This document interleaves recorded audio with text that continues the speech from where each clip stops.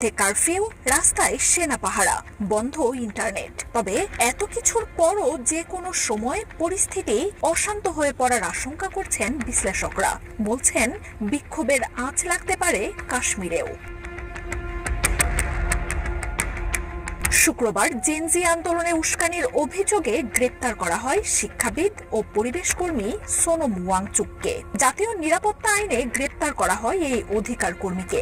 লাদাখ থেকে তাকে সরিয়ে নেওয়া হয়েছে রাজস্থানের যোধপুর কারাগারে। নরেন্দ্র মোদীর প্রশাসন বলছে, লাদাখের স্বাভাবিক অবস্থা ফেরাতে ওয়াংচুকের গ্রেপ্তার জরুরি ছিল।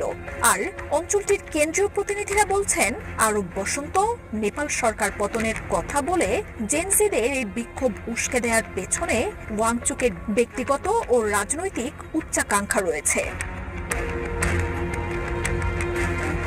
সহিংসতায়